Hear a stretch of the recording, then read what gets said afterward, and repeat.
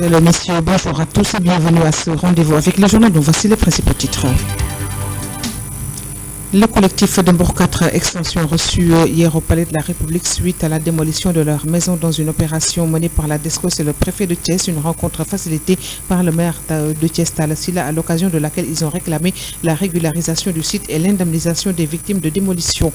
Le réseau d'interconnexion, de partage et de solidarité, le RIEPS, au chevet de la banque de sang de l'hôpital régional de Thiès pour marquer son 3e anniversaire, la structure a choisi de répondre à la demande pressante des banques de sang dans les différents hôpitaux du Sénégal. Lutte contre la Covid-19, le conseil départemental de Thiès compte lancer dans les prochains jours la 2e assaut contre cette maladie pour Yankoba Diatara. Du soutien sera apporté aux services de santé, mais également au service, à tous les services donc, qui prennent en charge cette maladie. Mesdames, Messieurs, voilà pour les titres. Nous vous le disions en titre, le collectif de Mbour 4 Extension reçu hier au Palais de la République suite à la démolition de leur maison dans une opération menée par la DESCOS et le préfet de Thiès. Une rencontre qui a été facilitée par le maire de Thiès-Ville Talla Sylla à l'occasion de laquelle ils ont réclamé la régularisation du site et l'indemnisation des familles victimes de démolition.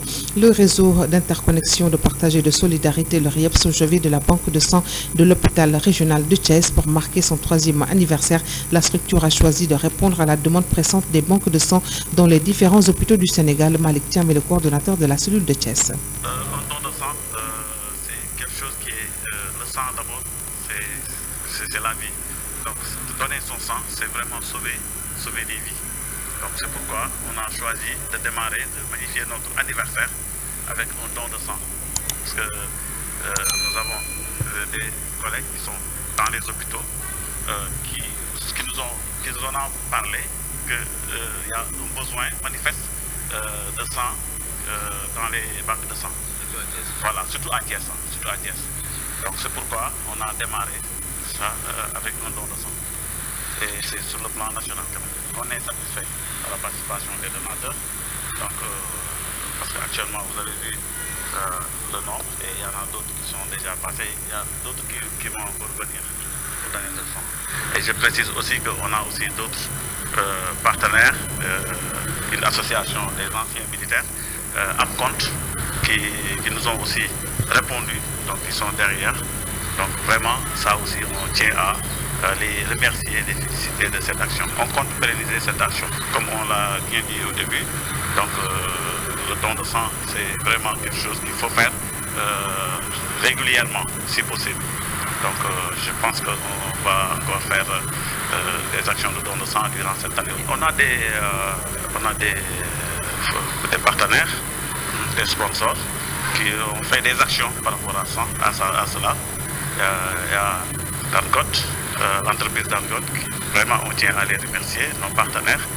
Il y a aussi d'autres partenaires, PNLP, donc qui ont fait des actions par rapport à cela. Donc on a un soutien vraiment national.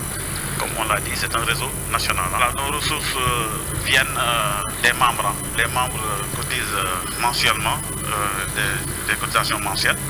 Donc voilà, c'est aussi l'action de bonne volonté qui nous soutiennent. Donc on se base sur ça pour faire des actions.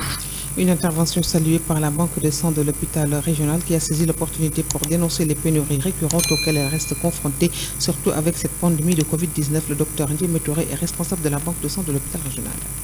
Même jusqu'à hier, jusqu'à présent, actuellement, c'est le problème qui se pose. On a toujours des ruptures. C'est qu'actuellement, avec les nouvelles maladies, on a toujours un problème au niveau de la banque de sang avec les demandes qui ne sont jamais satisfaites ou satisfaites à moitié ou à 80%. Donc les 20% seront restés en rate. Et ça, vraiment, ce n'est pas notre objectif. Donc si on voit ces associations qui viennent apporter leur soutien à la banque de sang, nous ne serons que preneurs et nous les remercions d'avance. Parce que notre objectif, c'est de satisfaire la demande. Donc, si des associations viennent, vraiment, ça va nous soulager. Parce que le problème, c'est qu'on est dépassé par les demandes de sang. Et notre objectif, ce n'est pas ça. Donc, les gens viennent, ils font des demandes, et on est dans l'impossibilité de les satisfaire. Vraiment, des fois, on est dépassé par la situation. Et au niveau de l'hôpital, on a des services qui sont maintenant de nouvelles créations de services. Donc notamment la néphrologie et l'unité de chimiothérapie au niveau de la maternité. La lutte contre la Covid-19, le conseil départemental va lancer dans les prochains jours le deuxième assaut contre la maladie pour Yankob Diatara, premier vice-président du conseil départemental. Sa structure sera aux côtés des autorités administratives et médicales comme cela a été le cas lors de la première vague. Nous l'écoutons. Dire que nous sommes dans une situation sanitaire mondiale d'une extrême difficulté. Et c'est l'occasion pour nous, naturellement, de présenter nos condoléances aux familles touchées qui ont perdu un proche, un parent, mais également prier pour que Dieu continue de protéger et de préserver le Sénégal. Nous sommes dans une situation, comme je l'ai dit tout à l'heure, difficile et complexe. Et aujourd'hui, c'est par la solidarité, c'est par l'engagement citoyen républicain que nous parviendrons à vaincre cette pandémie. Et c'est l'occasion pour moi de lancer un appel aux citoyens, aux Thiessois plus particulièrement, pour que les mesures édictées par les plus hautes autorités de ce pays puissent être respectées. Et je voudrais, Monsieur le Préfet, Monsieur le Directeur, réaffirmer notre engagement à vos côtés, aux côtés du personnel de santé, pour leur dire que le conseil départemental, suivant les orientations du chef de l'État, sera à vos côtés pour vous accompagner davantage dans la prise en charge correcte de cette pandémie.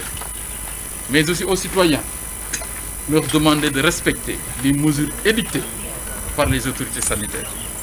Monsieur le Préfet, nous sommes dans la deuxième vague. Et Thiès, la région d'une manière générale, est pleinement touchée.